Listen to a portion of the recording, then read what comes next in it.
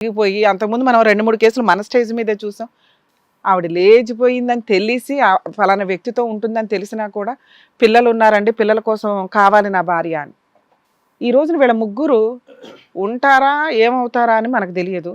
ఈ పాపం మరి అందరూ వేసుకుంటారు. ఎందుకంటే భారతదేశ కల్చర్ ఏంటంటే పాపపుణ్యాలు, భక్తి, ఆ దేవుళ్ళు ఏదో వచ్చి ఏదో చేస్తారని కాదు, దానివల్ల మనకి మంచి అలవాట్లు. మళ్ళీ ఇప్పుడు మన నాస్తికులు వచ్చేస్తారు, ఏ దేవుడిని ఈవిడ ప్రైజ్ చేస్తుందని. ఏ దేవుడైనా కానీ దేవుడు అనేది ఎట్లా అంటే మనకి నమ్మకం, పద్ధతులతో నడవటం. సాంప్రదాయాలు ఏంటంటే విచ్చలవిడితనం లేకుండా పద్ధతులతో వెళ్ళటం. వీటికి కంట్రోల్ చేసేది ఎవరు? Law and order.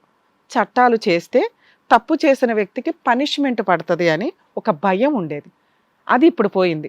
అలా పోవడం వల్ల ఎలా అవుతుందంటే వ్యక్తులే వాళ్ళ చేతిలోకి తీసుకునే స్టేజ్ వచ్చేస్తుంది. స్లోగా క్రైమ్ పర్సంటేజ్ పెరిగిద్ది ఫ్యామిలీ మ్యాటర్స్లో. ఇప్పుడు ఆల్రెడీ చూస్తున్నాం, మనం యూట్యూబ్ టీవీ ఛానల్లో పెడితే రోజుకొక పంచాయతీ నడుస్తుంది. భార్యను లేపేశాడా, భర్తను లేపేశాడా, అత్తమామని లేపేశాడా, ఏదో ఒకటి. ఎందుకంటే లేకపోతే సూసైడ్స్. కోర్టుకి వెళితే ఏ న్యాయం జరగదు, కోర్టులో ఏ కేసులు ఫాస్ట్గా మూవ్ అవ్వవు. తప్పు చేసిన వాళ్ళు విచ్చలవిడిగా తిరగడానికి స్వేచ్ఛ ఇచ్చేసిన పరిస్థితుల్లో పోలీసుల చేతులకు కూడా సంఖ్యలు పడిపోయినాయి వీళ్ళ కేసులు. మిస్సింగ్ కేసు అనగానే ఎవరి దగ్గరికి వెళ్ళారు ఏంటని కనిపెట్టారు, 5 డేస్లో తీసుకొచ్చి అక్కడ పెడితే ఆవిడ మేజర్, ఆవిడకి నచ్చిన పని ఆవిడ చేసుకోవచ్చు, అది అక్రమ సంబంధమైన అని రెడ్ హ్యాండెడ్గా వదిలేసినప్పుడు ఈయనంటే ధైర్యంగా ఉన్నాడు. కానీ ఎంతమంది ఇంత ధైర్యంగా ఉంటారు? నిజంగా మీరు ఇందాక హ్యాట్స్ ఆఫ్ చెప్పిన దానికి నేను చెప్తున్నాను సార్, పర్ఫెక్ట్ మాట అండి అది. మీరు ఒక పర్ఫెక్ట్ భర్త, ఒక పర్ఫెక్ట్ తండ్రి, ఒక పర్ఫెక్ట్ కొడుకు మీ తల్లికి పిల్లలకి. అలాగే ఒక పర్ఫెక్ట్ సిటిజన్. సమాజంలో బతకాలంటే సామాజిక కట్టుబాట్లు కొన్ని మనం ఫాలో అవ్వాలి. మనం సంఘజీవిగా ఉంటూ సంఘం ద్వారా వచ్చే బెనిఫిట్స్ తీసుకుంటూ వాటికి అగైనెస్ట్గా బతికేస్తాము అంటే క్రైమ్ పర్సంటేజ్ పెరిగిద్ది. ఎవడు కంట్రోల్ చేస్తాడు రేపటి రోజున? ఇప్పటికే ఏదన్నా హత్యలు జరుగుతుంటే ఇదేదో చేసే ఉంటుందిలే, వీడేదో చేసే ఉంటాడులే అనే నీచంగా మాట్లాడుకునే స్టేజ్కి వెళ్ళిపోయాం. ఆ క్రైమ్ పర్సంటేజ్లు అలాగే పెడుతూ ఉంటాయి. ఒక స్టేజ్ దాటినాక అప్పుడు చేతులు దులుపుకొని అమ్మమ్మో దీన్ని ఏదో మార్చాలి అంటే ఎప్పటి నుంచి జరుగుతుంది? 5 years నుంచి. ఎంత సెలబ్రిటీలే అక్రమ సంబంధాలు లీగల్గా వ్యాలిడ్ అన్నారు కదా అని విచ్చలవిడిగా మాట్లాడుకుంటున్న స్టేజ్ నుంచి కుటుంబాల్లో లేచి వెళ్ళిపోయి ఎదురుగా కాపురాలు చేస్తుంటే ఏం చేయాలి ఈ మనుషులు? ఎవరి దగ్గరికి వెళ్ళాలి? ఏ కోర్టుకి వెళ్తే న్యాయం జరిగిద్ది? చట్టమే లేనప్పుడు ఏ స్టేజ్ మీదకి వస్తే మేమేం చేయగలుగుతాం? ఈ రోజు నిజంగా 497 ఉండుంటే సార్ మనం ఇమ్మీడియట్ పోలీస్ స్టేషన్కి వెళ్ళి మీ ఆవిడ పట్టుకొచ్చి అవతలండి జైల్లో వేసేదాన్ని. మా చేతులు కట్టేశారు. మీ ఆవిడకి ఏదైనా మోరల్గా చెప్తే వినే పొజిషన్లో ఉందా? ఒళ్ళు కొవ్వెక్కి చేసిన పనులు. సరే మీ వర్షంలోనే మాట్లాడతాం. మీరు ఇక్కడికి వచ్చారు సార్, ఎందుకు వచ్చారు? ఎందుకు వెళ్ళిపోయిందో మాకు తెలియట్లేదండి. అసలు నేను బాగానే ఉన్నాను. ప్రతి కుటుంబంలో ఉన్న తగాదాలే చిన్న చిన్నవి మా ఇంట్లో ఉన్నాయి. 2 ముచ్చటగా పిల్లలు ఉన్నారు. నేను మా ఆవిడ రోజు మార్నింగ్ వెళ్ళి నైట్ దాకా పని చేసుకొని వస్తాం. డబ్బు మొత్తం ఆవిడ చేతిలోనే పెడతాను. పర్ఫెక్ట్గా నేను వారానికి ఒక్కసారే తాగుతాను. ఇలాంటి పొజిషన్లో నన్ను ఎందుకు వదిలేసింది అనే క్వశ్చన్ అడిగారు చూసారా? ఆ క్వశ్చన్కి మాత్రం మేము సమాధానం చెప్పగలం. మ్యాక్సిమం సార్ చెప్పారు. మేబీ మీరు బాధలో విన్నారో వినలేదో నాకు అర్థం కాల. మీరు పర్ఫెక్ట్. ఏం చెయ్యాలి మీకోసం? మేము మ్యాక్సిమం మా వంతు ప్రయత్నం మేము 100% చేస్తామండి. నిజంగా మీ ఆవిడ ఇక్కడికి వచ్చుంటే మేము అందరం కలిసి ఈరోజు సార్ దగ్గర ట్రీట్మెంట్లు ఇప్పించి సారు లీగల్గా అవతలోని ఎట్లా కట్ చేయాలో నేను చూసుకునేదాన్ని. ఎవరిని తీసుకురాగలం? మా దగ్గర ఛాన్సే లేదు కదా. ఫోన్ చేస్తే వచ్చే టైపా మీ వైఫ్? రాదు. రానిస్తాడా? రానివ్వడు. వాళ్ళ గురించి మాట్లాడుకుందాం. సో ఇప్పుడు మీరు వాళ్ళ కోసం వెంపర్లాడకండి సార్, వాళ్ళ కోసం వెళ్ళొద్దు. మీ కాళ్ళ దగ్గరికి వాళ్ళు వచ్చే రోజు ఒకటి ఉంది. ఎందుకంటే సొంత భర్తకే దికాణం లేదు ఇక్కడ, ఎవడో ఉంచుకున్న వాడి దగ్గర ఉంటుందా మీ ఆవిడ? నెక్స్ట్ అతని పరిస్థితి ఏంటి? మీ ఆవిడని పెద్ద అందంగా ఉందా? ఓ మంచి స్త్రీ అనుకుందాం మనం. ఇక్కడ ఆల్రెడీ దొబ్బే. అలాంటి ఆవిడని ఎవరైనా భరించగలరా? భరించలేరు. ఆవిడకి అక్కడ నచ్చింది, అక్కడ బాగుంటుంది. పోనీ మనం బలవంతంగా తీసుకొస్తే మన దగ్గర బాగుంటుంది అంటే బాగోదు. మనకి సినిమా చూపించేస్తుంది. రోజుకో సూసైడ్ అటెంప్ట్ చేసుకుంటే మనం జైలుకి వెళ్ళాలి. మీరేం అడుగుతున్నారు? పిల్లలకి సేఫ్టీగా అమ్మ ఉంటే బాగుంటుంది. ఇంట్లో ఒక తిండి పడేస్తే నేనన్నా వెళ్ళి పని చేసుకొచ్చి డబ్బులు ఇస్తానండి. అసలు కొట్టుడు తిట్టుకోవడం అనేది మేము మానేసి ఎప్పుడో 10 years 5 years అయిపోయింది. నా ఇంటికి నాకు అమ్మ లేదు, నా కూతురు వయసుకు వస్తుంది, ఒక స్త్రీ అవసరం ఉంది అని మీరు రికగ్నైజ్ చేశారు చూసారా? అదే ఆవిడ కదా రికగ్నైజ్ చేయాల్సింది. అరే నా కూతురు ఈ రోజున ఇంకో 2-3 సంవత్సరాలు అయితే నేను కాపాడుకోవాలి అనే పొజిషన్ నుంచి విచ్చలవిడిగా తిరుగుతుంటే ఆవిడ గురించి ఏం మాట్లాడుకుంటాం సార్? ఎందుకు తీసుకురావాలి? నిజంగా ఆ అమ్మాయి ఇక్కడ కూర్చుంటే ఆవిడకి ఓన్లీ కౌన్సిలింగే ఇచ్చేవాళ్ళం తప్ప మీతో కలిపి పంపించేదాన్ని కాదు నేనైతే. ఎందుకంటే ఈ 40 డేస్లో అమ్మాయి ట్రీట్ చేసిన విధానం ఏ రోజు పిల్లల కోసం ప్రయత్నించలే. ఎంత పిచ్చిదైనా కానీ తల్లి తల్లే. మంచి భార్య అవ్వకపోవచ్చేమో కానీ మంచి తల్లి అవ్వకుండా ఎక్కడ ఉండరు. ఆవిడ ఎంత తిరుగుబోతైనా కానీ నిజంగా ప్రాస్టిట్యూట్ చేసి బిజినెస్లు చేసేవాళ్ళు కూడా పిల్లలకి తిండి పెట్టడానికి చేసేవాళ్ళు ఉన్నారు, మీకు తెలుసా? కానీ మీ వైఫ్ అలాంటిది కాదు. ఎక్కడ 45 డేస్లో పిల్లలు ఏమైపోయారని అడగల. పోలీస్ స్టేషన్కి విలువ పిల్ల చెయ్యి పట్టుకుంటే విదిలించుకున్న తల్లి పోని పిచ్చే అనుకుందాం సార్. పిచ్చిలో కూడా కన్న తల్లికి పిల్లలే గుర్తొస్తారు. ఇక్కడ ఒక చిప్ ఉంటుంది పిల్లల కోసం స్పెషల్గా, అది డ్యామేజ్ అవ్వదు. తల్లికి అంత పవర్స్ ఇచ్చారు లీగల్గా కానీ మన సాంప్రదాయాల్లో కానీ. అర్థమవుతుందా? ఇన్ కేసు మీరు మీ పిల్లలు మీతో వస్తాము అన్నా కూడా మీరే ఈ పని చేస్తుంటే ఆ అమ్మాయి పిల్లల్నే తీసుకెళ్ళిపోమని అమ్మాయిని తీసుకెళ్ళమని కోర్టు కూడా ఆర్డర్ ఇస్తుంది. అన్ని పవర్స్ ఇచ్చినప్పుడు అట్లాంటి కేసులో అమ్మాయి అసలు ఆ పిల్లని విదిరించుకోవడం ఏంటి? కనీసం 45 డేస్లో వాళ్ళ కోసం కొంచెం కూడా ప్రయత్నించలే. మీరు మొన్న శివరాత్రి రోజు వెళ్ళి బతులాడితే కూడా మీ మీద కేసులు వేస్తానని బ్లాక్మెయిల్ చేస్తారు. సో ఇక్కడ అబ్బాయి ఎవరైతే 25 ఇయర్స్ అబ్బాయి ఉన్నాడో అతనికి సైకలాజికల్ ప్రాబ్లం ఉంటుంది. ఎందుకంటే ఇలా ఒక మంచి కుటుంబంలోంచి ఒక పిచ్చమ్మాయిని తీసుకుని వెళ్ళిపోయి ట్రాప్ చేయాల్సిన అవసరం అతనికి లేదు. అర్థమవుతుందా? అతనికి తగ్గ ఏజ్ అమ్మాయిలు దొరుకుతారు. పనికొచ్చే వాళ్ళలో ఈ ఏజ్ వాళ్ళే ఉంటారని లేదు, అన్ని ఏజ్ల వాళ్ళు ఉంటారు. ఒక ఇంటి కన్స్ట్రక్షన్ కాకపోతే ఇంకో ఇంటి కన్స్ట్రక్షన్, ఆ సరౌండింగ్లో వాళ్ళకి తగ్గ వాళ్ళు అట్రాక్ట్ అవుతారు. అయినా తగలలేదు అంటే అబ్బాయికి ఏదో ప్రాబ్లం, పీక్స్లో ఉన్న ప్రాబ్లం. వాళ్ళ అమ్మ కూడా యాక్సెప్ట్ చేసేసిందంటే వాళ్ళ ఫైనాన్షియల్ కెపాసిటీ కానీ వాళ్ళ కుటుంబ పరిస్థితులు కానీ అంత హీనమైనవి. అలాంటి కుటుంబంలో మీ ఆవిడ ఉంటుంది అంటే జరిగే పని కాదు. ఎప్పటిదాకా మీరు విలన్గా ఉన్నంత వరకే. మీరు విలన్గా ఎప్పటి వరకు ఉంటారు? ఆవిడ కోసం వెంపర్లాడినంత వరకు. మీరు ఎప్పుడైతే చీని ఇలాంటి నాకు గుమ్మలో అడుగుపెట్టడానికి కూడా పనికిరాదు అంటారు చూసారా, ఆ రోజున మీ వాల్యూ తెలుస్తుంది. మీరు ఆ స్టేజ్లో ఉండాల్సింది పోయి వెళ్ళిపోయినమ్మా నువ్వు లేకపోతే నాకు గతి లేదమ్మా. ఎందుకు సార్? మీ పవర్ ఏంటి, మీ లెవెల్ ఏంటి చెప్తాం, మాట్లాడివ్వండి. ఇక్కడ మీరు ఆలోచించుకునే విధానాన్ని మార్చడానికి మా వంతు ప్రయత్నం మేము చేస్తున్నాం అంతే. ఎందుకంటే ఎందుకు వెళ్ళిపోయిందో మీకు తెలియదు, నెక్స్ట్ ఏం చేయాలో తెలియదు, ఎక్కడికి వెళ్ళాలో తెలియదు. ఎందుకు వెళ్ళిపోయిందో మేము చెప్తున్నాం. ఒళ్ళు కొవ్వెక్కి వెళ్ళింది, సైకలాజికల్ డిప్రెషన్ వల్ల వెళ్ళింది. మీరు పెద్ద విల్లాలో మీ ఆవిడని పెట్టినా కూడా మీతో ఉండదు. ఆవిడ వే ఆఫ్ లైఫ్ స్టైల్ అలా కన్వర్ట్ అయిపోయింది. ఇక్కడ అన్ని క్లియర్ అయిన తర్వాత ఇక్కడ పిల్లల కోసం గుర్తు వస్తుంది, అప్పుడు మిమ్మల్ని ఎత్తుక్కొని వస్తుంది. అప్పటిదాకా కూర్చోండి. ఇది ట్రీట్మెంట్ ఇచ్చినా ఆ అమ్మాయి తీసుకోదు. ఒకవేళ మనం అట్లాంటి ట్రీట్మెంట్ ఇస్తే మనమే ఏదో పిచ్చెక్కిచ్చామంటారు. అర్థమవుతుందా? పార్ట్నర్స్ విషయాల్లో ఇదే డేంజర్. వాళ్ళ అమ్మా నాన్న తీసుకెళ్ళొచ్చు, మీరు తీసుకెళ్ళి నిజంగా డాక్టర్ రాసిచ్చారు ట్రీట్మెంట్ తీసుకెళ్తానన్నా మీ వల్లే అలా జరిగిందని కూడా చెప్తుంది రేపొద్దుట. ఆయనతో మాట్లాడేసుకుని ఏదో రిపోర్ట్లు రాయించుకొచ్చాడండి నన్ను వదిలించుకోవడానికి, నన్ను హింసించడానికి అని. అర్థమవుతుందా? సో సైకలాజికల్ ప్రాబ్లమ్స్ విషయంలో హస్బెండ్కి ప్రాబ్లం ఉంటే వాళ్ళ అమ్మా నాన్న ట్రీట్మెంట్ ఇప్పించడం లీగల్గా సేఫ్. అలాగే వైఫ్కి ప్రాబ్లం ఉంటే అమ్మాయి వాళ్ళ అమ్మా నాన్న ఇప్పించడం లీగల్గా సేఫ్ అండి. పార్ట్నర్ తీసుకెళ్ళటం వల్ల లీగాలిటీలో మీరు ఎంత నిజాయితీగా సర్వీస్ చేయించి మంచి డాక్టర్స్ దగ్గరికి తీసుకెళ్ళినా వాళ్ళు ప్రాబ్లం ఉంది అని చెప్పగానే మీ వల్లే వచ్చేసింది అని ఫాల్స్గా ఎలిగేషన్స్ వేస్తున్న స్టేజ్లో ఉన్నారు. అడ్వకేట్స్ మీ నమ్మము, జడ్జెస్ నమ్మరు, కానీ వీళ్ళ ఆలోచన విధానం అలాంటిది. సో వాళ్ళ పేరెంట్స్ తీసుకెళ్ళి ఆవిడకి ట్రీట్మెంట్ ఇప్పించాలి.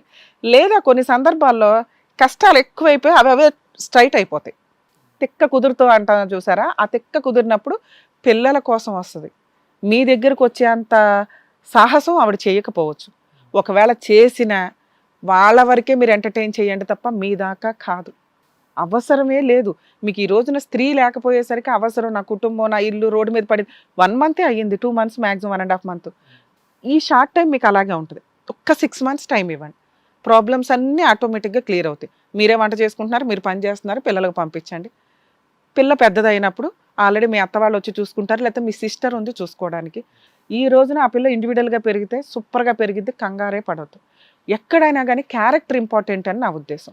మీకైనా కానీ మీ పిల్లలకైనా కానీ ఇది ఒక్కటి నేర్పండి. ఎందుకంటే మీరు బాగున్నారు, మీ పిల్లలు కూడా అలాగే పెరుగుతారు. మీ వైఫ్ బాల, అదే ఆవిడ సహజ లక్షణం. మీ అత్త మామ ఏమి చెడ్డోళ్ళు కాదు. ఇక్కడ వాళ్ళకి అల్లుడిని ఎలా చూసుకోవాలో తెలియదు, ఎందుకంటే సొంత అల్లుడు కాబట్టి. అదే బయట అల్లుడు అయితే చూసుకునే వాళ్ళేమో. సొంత అల్లుడు మన పిల్లోడు అనేసరికి రెస్పెక్ట్ లేదు, నువ్వు అల్లుడు పాత్రలోకి వచ్చేసరికి సింహాసనం ఉన్నావు. వాళ్ళు ఈ రోజున నీకు సపోర్ట్ చేయకపోవడానికి అదొక్కటే కారణం. ఇక మీ ఆవిడ విషయానికి వచ్చి మనం ఏదన్నా మాట్లాడుకోవచ్చు.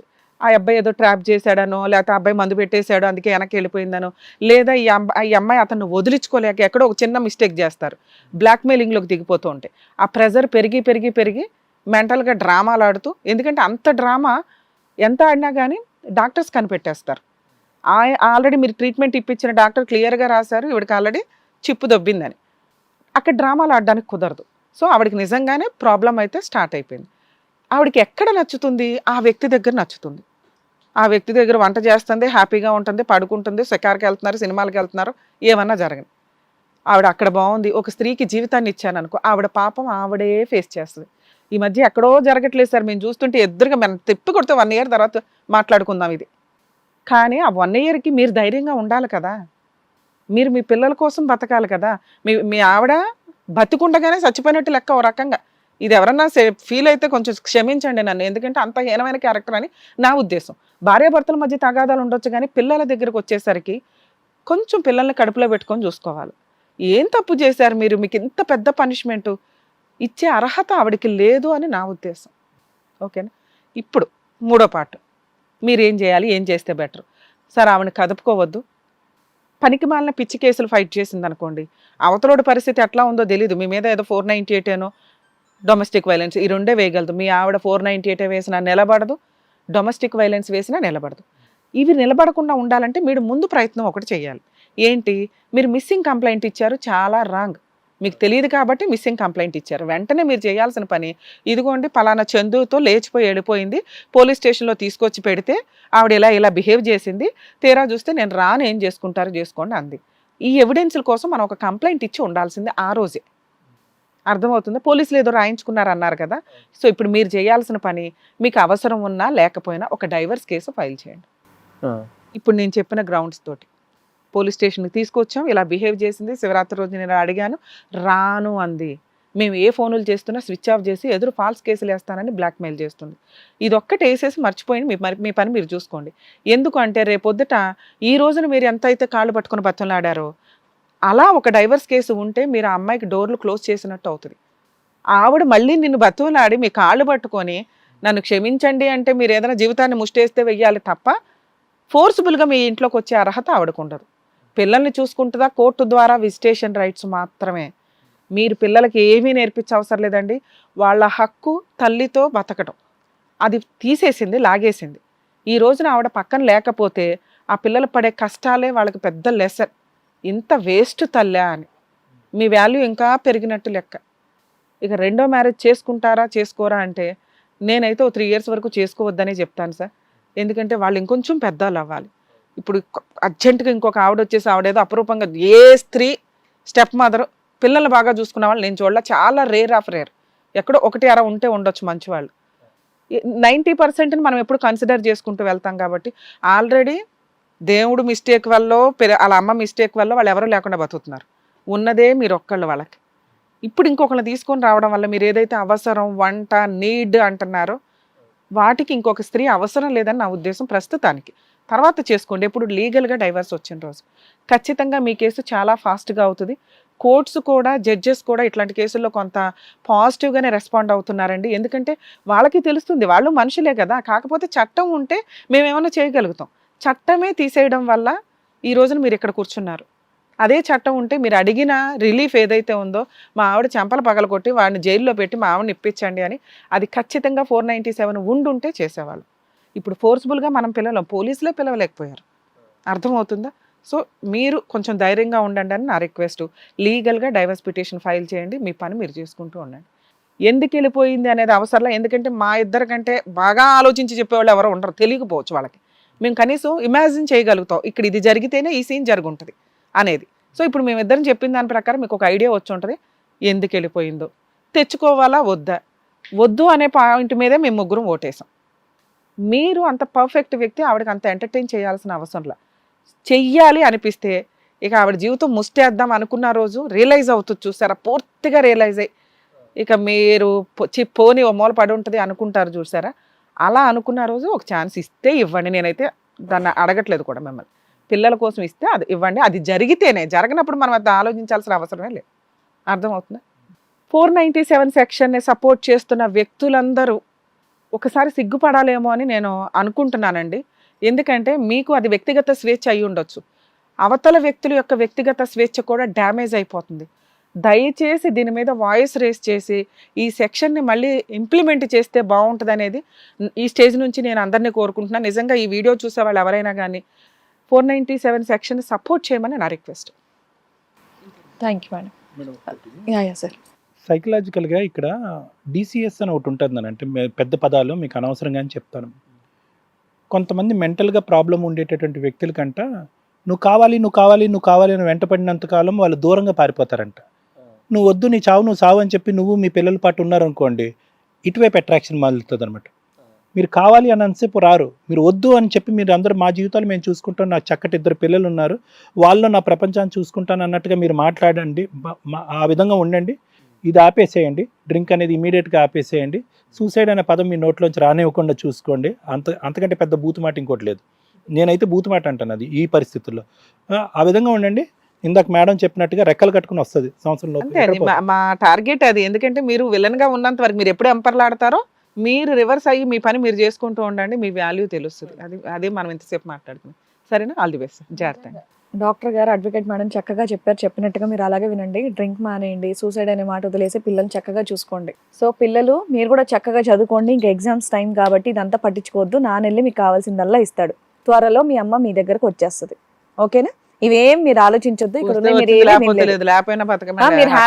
అది హ్యాపీగా ఉండండి, చదువుకోండి. ఫస్ట్ చదువు మీద ఫోకస్ పెట్టండి. ఈ వ్యవహారంలో మీరు ఎక్కువ మైండ్ పెట్టండి. చేతిలో చక్కగా పని ఉంది, పని చేసుకొని పిల్లల్ని చూసుకోండి. జాగ్రత్త. Thank you.